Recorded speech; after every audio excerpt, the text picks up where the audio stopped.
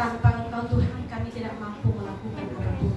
Tanpa Tuhan kami tidak mampu berjalan.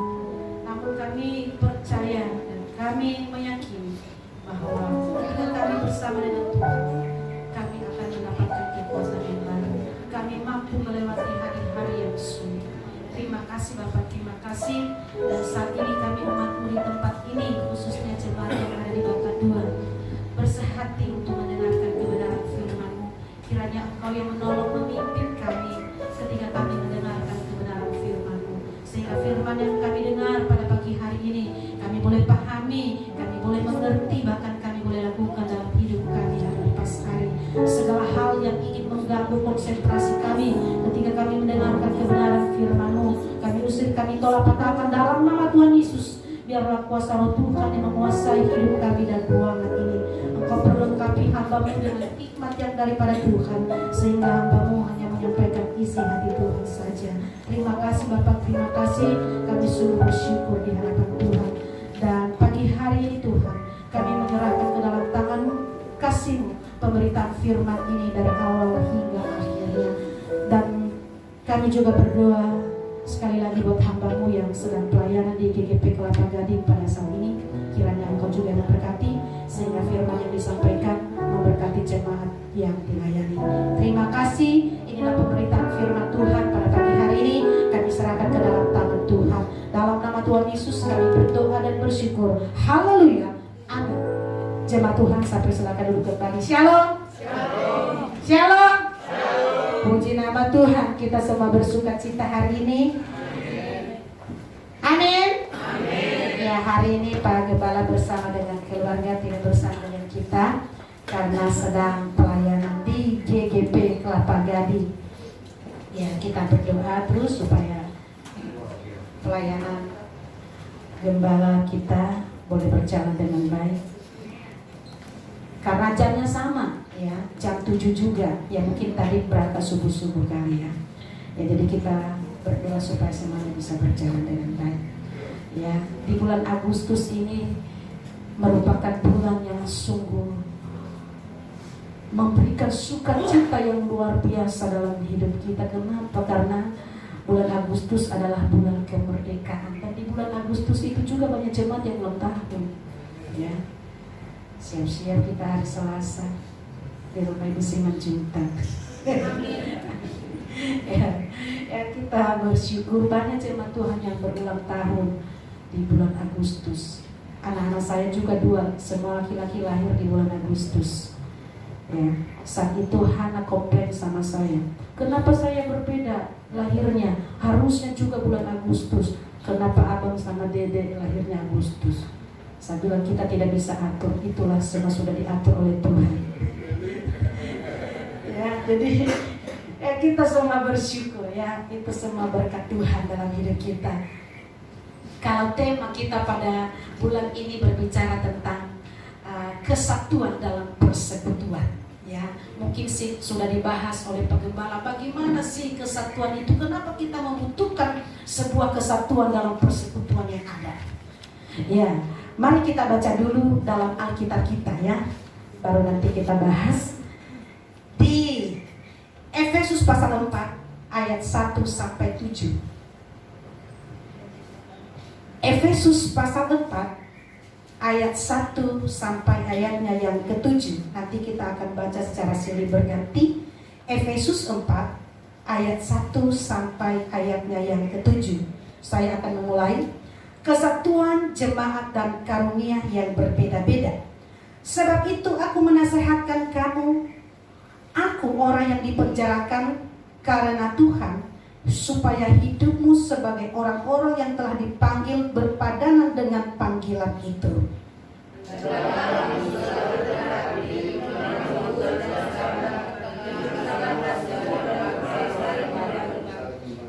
Dan berusahalah memelihara kesatuan roh oleh ikatan damai sejahtera.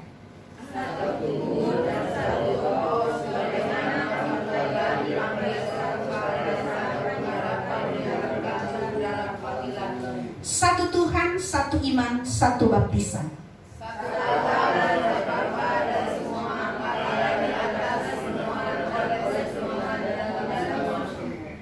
Tetapi kepada kita masing-masing telah dianugerahkan kasih karunia menurut ukuran pemberian Kristus. Puji Tuhan, firman Tuhan kepada kita pada pagi hari ini sudah kita baca kesatuan jemaat dan karunia yang berbeda-beda. Ya, kalau kita mau belajar tentang berbagai macam karunia sudah dijelaskan oleh Rasul Paulus di 1 Korintus, semua di sana berbagai-bagai macam karunia yang ada. Karunia berkhotbah, karunia menginjil, karunia mengajar.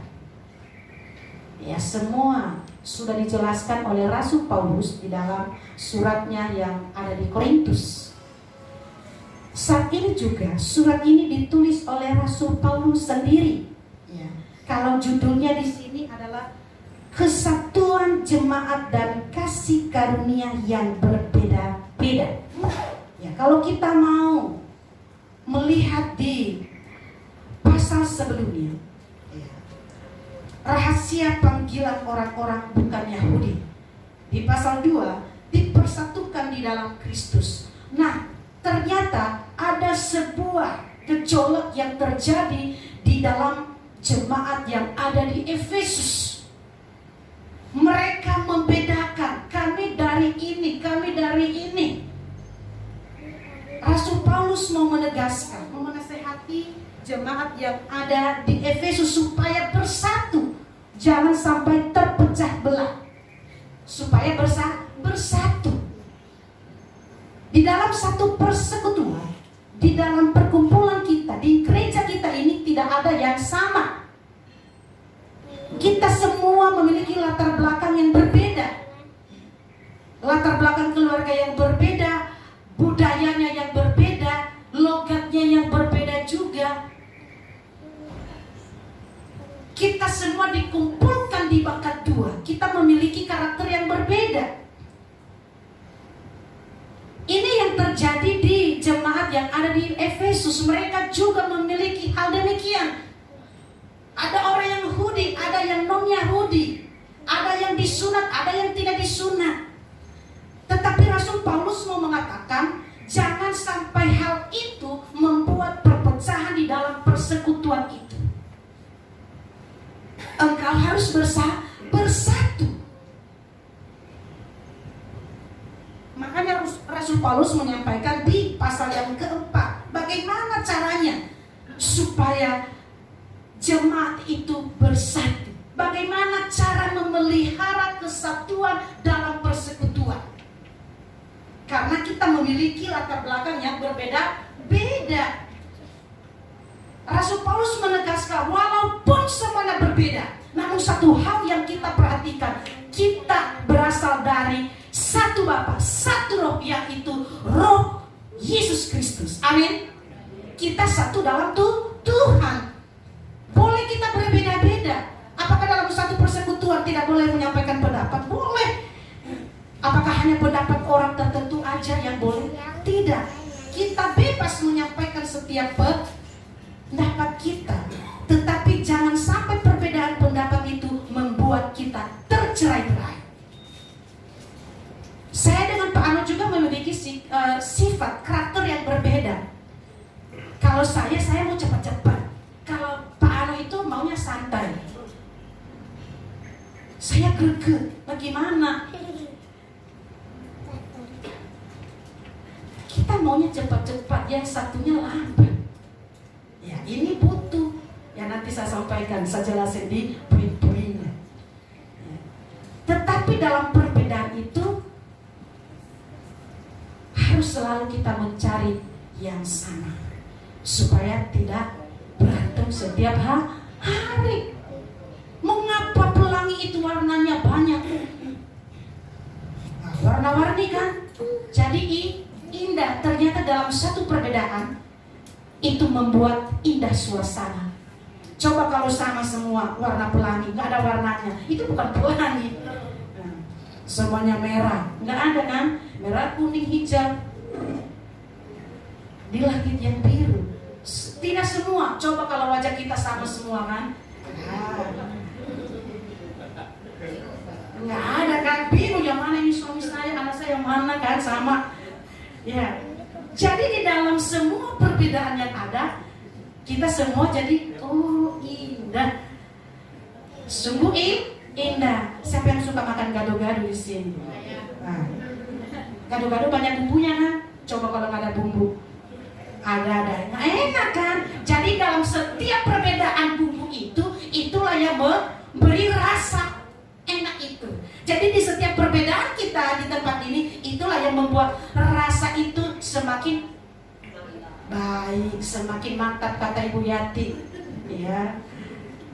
Coba kalau tidak pernah berselisih pendapat, adem-adem ayam. Ya, tetapi ketika berselisih pendapat, nah disitulah kita mulai bagaimana caranya supaya kita menyatukan visi ini. Amin.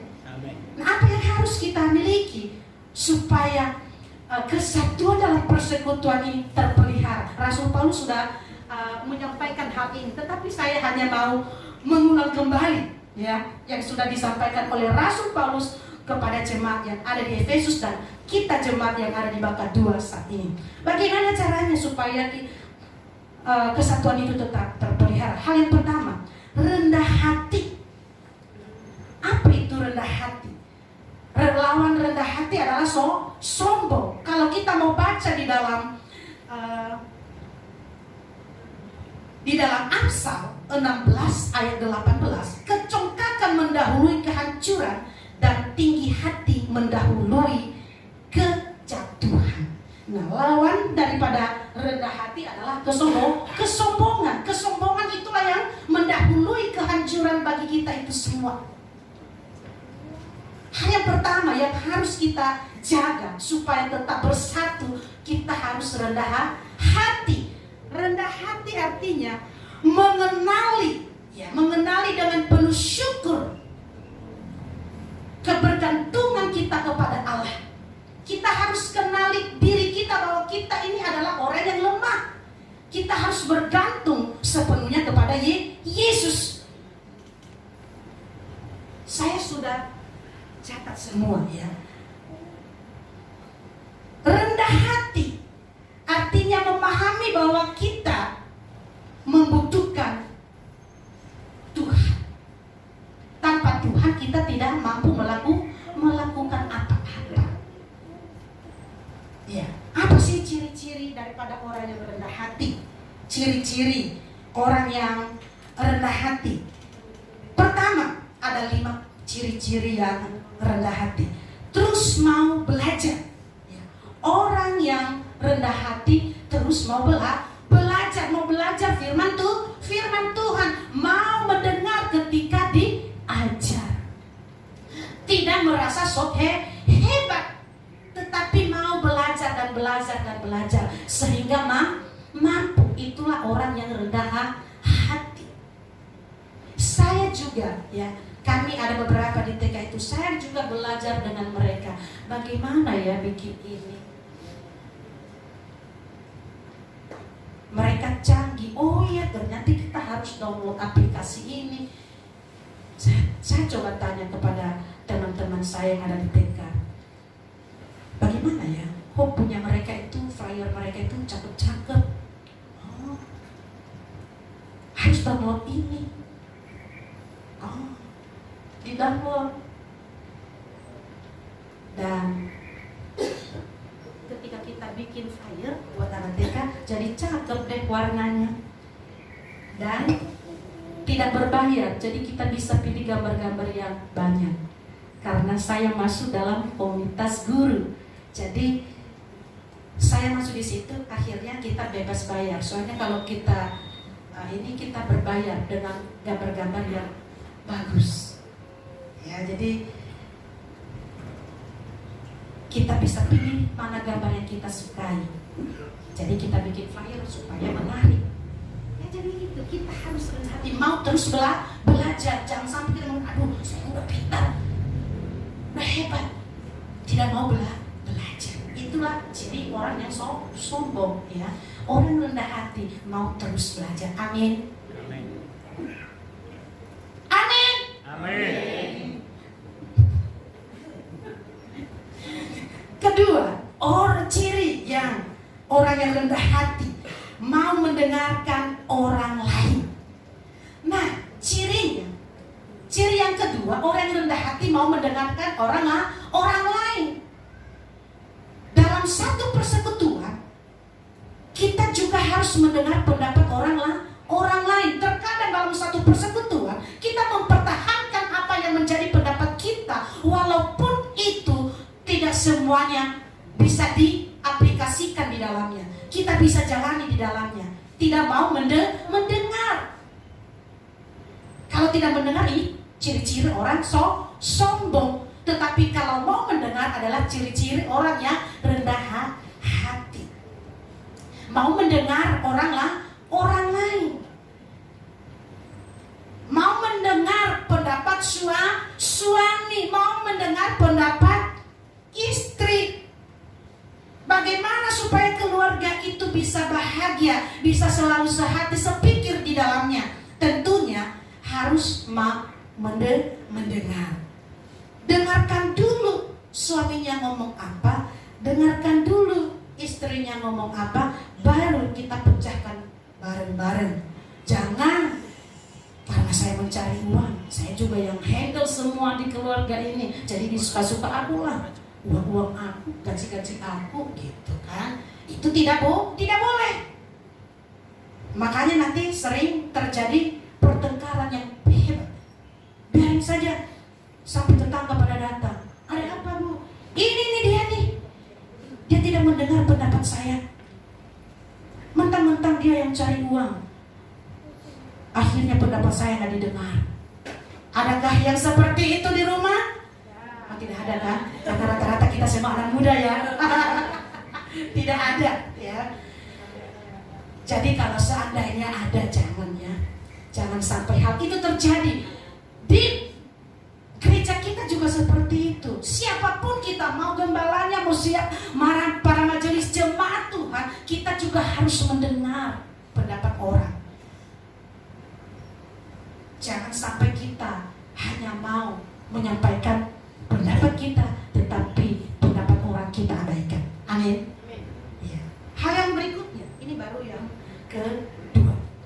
Hal yang berikutnya ya, ciri orang yang rendah hati, mempercayai rencana dan kehendak Tuhan. Kita mempercayai rencana dan kehendak Tuhan dalam hidup kita. Kita percayakan seluruh rencana kita, kehendak kita ke dalam tangan Tuhan. Hal berikutnya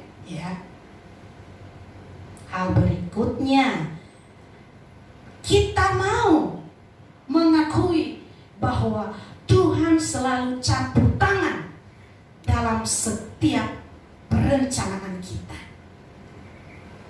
Kita harus mengakui bahwa kalau bukan campur tangan Tuhan, tidak akan terjadi.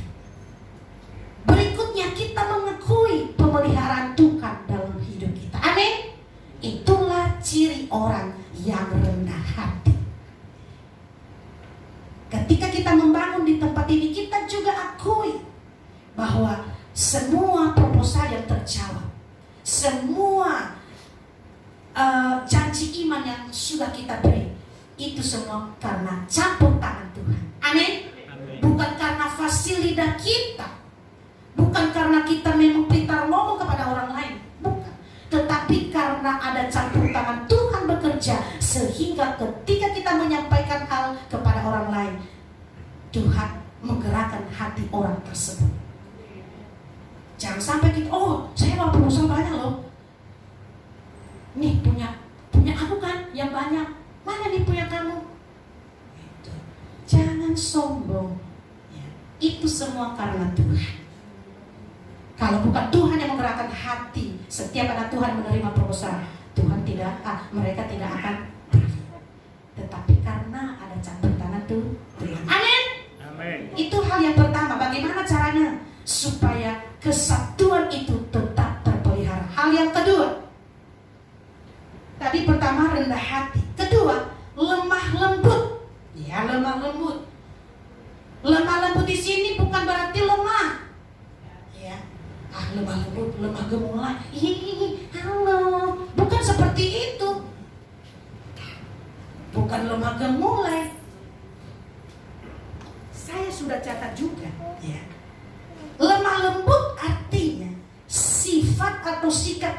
hati yang baik terekspresi dalam perkataan, perbuatan, dan sikap hati.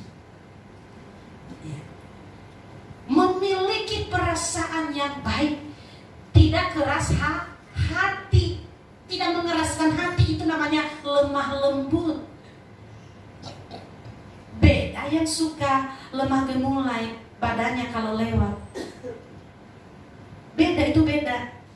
Soalnya kadang-kadang suka niru dulu kan, lama-lama akhirnya jadi kebiasaan. Makanya laki-laki jangan suka begitu.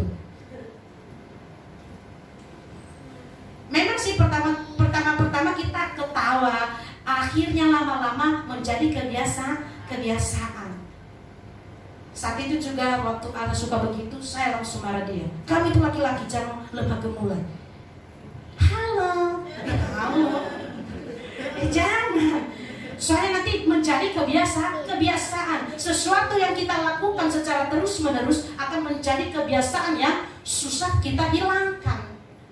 Makanya jangan kita tiru yang tidak baik, kita tiru yang benar. Kalau laki-laki ya harus jalannya yang benar. Jangan lemah lembut. Ya, lemah lembut, baik, perasaan baik, tidak ada kekerasan hati.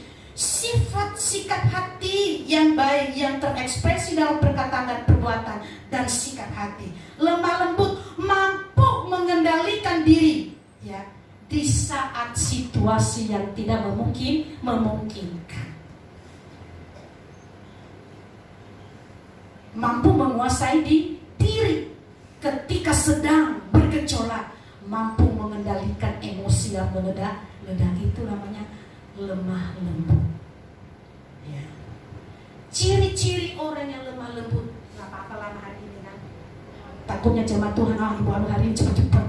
Cirinya, ya, pemaaf. Yang lemah lembut itu suka memaafkan, tidak dendam.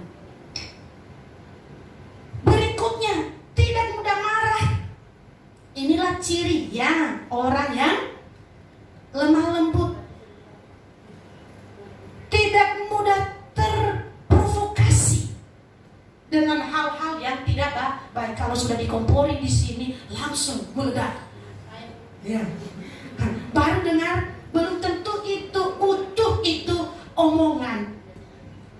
Baru sepotong didengar, tetapi sudah langsung meledak. Dengar dulu secara utuh. Benar enggak itu? Pernah saya jelaskan beberapa bulan yang lalu bahwa kita harus cepat mendengar dalam Yakobus. Cepat mendengar dan lambat berkata-kata. Terkadang kita cepat berkata-kata, lambat untuk mendengar. Ya, jadi kita harus cepat mendengar, lambat berkata-kata. Ya, tidak benci kepada orang lain. Itulah ciri-ciri orang yang lemah lembut. Bagaimana kita jemaat Tuhan di tempat ini? Apakah kita sudah lemah lembut? Sudah lemah lembutkah jemaat kita di tempat ini? Amin. Amin. Jangan takut, 17 kita pakai baju merah putih. Lomba per RT. Ya, kita harus lemah lembut di dalamnya. Memiliki kekuatan, itulah orang yang lemah lembut. Memiliki kekuatan, memiliki kemampuan untuk menguasai situasi. Dalam satu persekutuan, khususnya kita di tempat ini, mari kita praktekkan firman Tuhan ini. Kita lemah lembut karena kita memiliki perbedaan yang memang jauh berbeda. Kok Bojo memiliki sikap yang berbeda dengan saya. Saya memiliki latar belakang keluarga yang berbeda juga. Adat kami berbeda. Logat kami berbeda. Kalau adat kami di Nias, kalau orang tersebut sudah menikah, tidak boleh menyebutkan namanya, nama anaknya. Setidaknya marganya yang disebut. Itu kalau adat kami di Nias. Tidak boleh langsung menyebutkan seperti Ano harus manggil nama anaknya Bapak Noel. Kalau sama kami Amanuel, ya bahasa Niasnya. Tetapi kalau di sini nama yang dipanggil itu tidak masalah.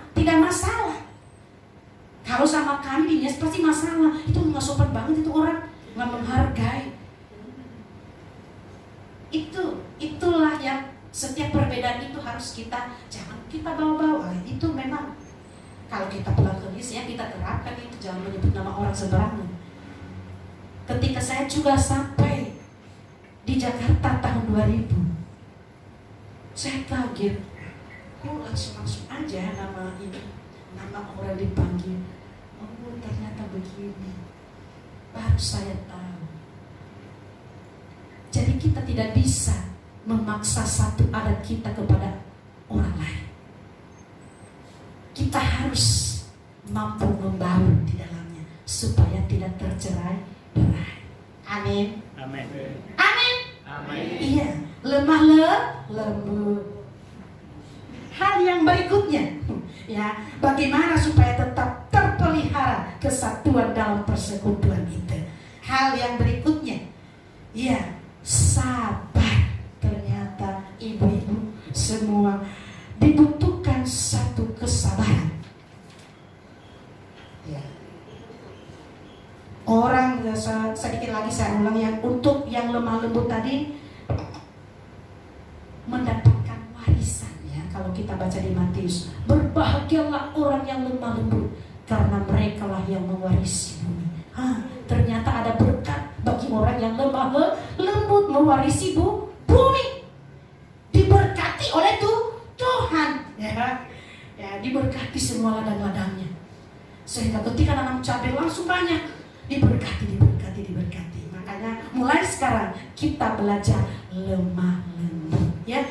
Firman Tuhan menyampaikan hal itu dalam Matius, Lukas kalau kita baca, berbahagialah orang yang lemah lembut karena mereka akan mewarisi bumi. Siapa yang mau mewarisi bumi? Supaya tanahnya banyak. Tinggal bagi-bagi nanti kan. Iya, kayaknya Ibu Ame belum punya tanah di Curug. Udahlah, saya kasih 50 meter. Puji Tuhan. Amin. Kan Ibu Aim sudah mikir-mikir, benar juga nih kata Bu Ame. Ya, saya akan bagi sama Bu Ame. Makasih ya Bu Aim. Hal yang kedua, ketiga, sabar. Ya, dikatakan di sini, ya. Lemah lembut dan sabar. Ternyata untuk menjaga persatuan itu harus ada sabar, harus ada kesabaran dalam satu persekutuan itu ternyata dibutuhkan. Kenapa?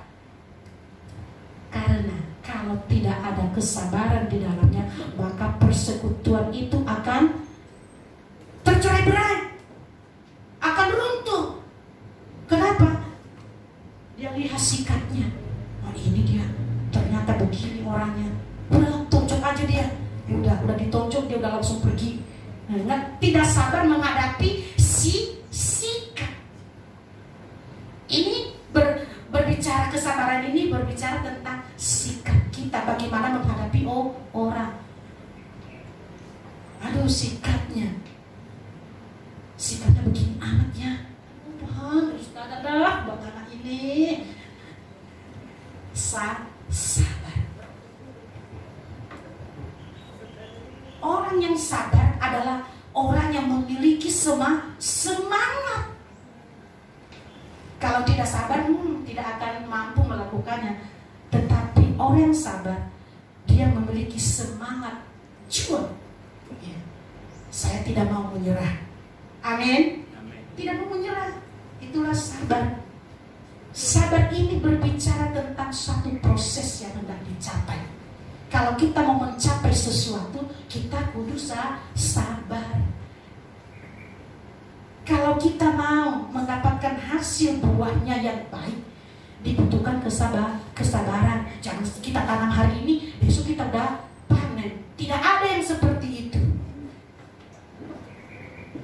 Ketika kita sudah menanam kebaikan, besok saya langsung dapat kebaikan. Tidak. setiap kebaikan yang kita tanam,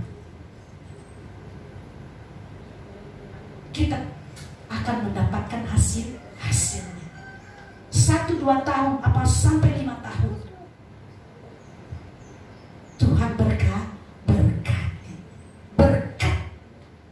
Kita harus setia berbicara tentang kesetiaan kita kepada Tuhan. Ketika kita sabar di dalam melakukannya, nanti sabar menghadapi sikap setiap orang, kita sabar menghadapinya, kita semangat di dalamnya, maka semuanya akan berjalan dengan baik. Amin. Seperti saat ini kita sedang membangun. Puji Tuhan, setiap minggu itu ada penambahan saldo pembangunan. Ya, setiap minggu. Kan kita udah setiap minggu, ada nggak ya Tuhan? Tetapi kita sabar, memiliki semangat. Kita mau diproses di dalamnya, sehingga setiap minggu itu ada penambahan saldo daripada pembangunan kita di tempat ini. Ada cara Tuhan menolong, asalkan kita sabar. Jangan kita hari ini langsung jadi dah Tuhan, sebelum gak jadi 3 lantai. Tidak ada. Kita butuh proses. Saya juga kesaksian sedikit tentang bagaimana dulu juga di kampung kami itu bangun gereja. Pertama-tama kecil, tapi lama-lama, kalau di sini kan kita masih bisa mengedarkan kantong persembahan dan lain-lainnya, kita mengandalkan proposal. Kalau di kampung nggak ada, semua dari jemaat sudah dibagi per keluarga. Pasirnya berapa, batunya berapa, semennya berapa, dikumpulkan per jemaat. Tidak langsung jadi. Setelah 23 tahun saya meninggalkan kampung halaman saya, sudah mulai bagus, sudah rapi. Ternyata butuh proses yang lama menyelesaikan pembangunan rumah Tuhan. Mama saya cerita, ternyata gereja kita sekarang udah bagus loh. Semakin hari semakin indah. Puji Tuhan. Itu prosesnya 23 tahun. Padahal sebelum saya lahir gereja itu sudah dibangun. Tetapi butuh proses. Kalau kita mampu melewati proses, semuanya akan indah. Amin. Amin. Yang keempat, pertama tadi rendah hati, lemah lembut, sabar. Keempat adalah tunjukkanlah kasihmu dalam hal saling membantu. Ternyata kita harus saling tolong menolong, saling membantu satu dengan yang lain, sehingga terciptalah damai sejahtera. Kalau kita baca selanjutnya,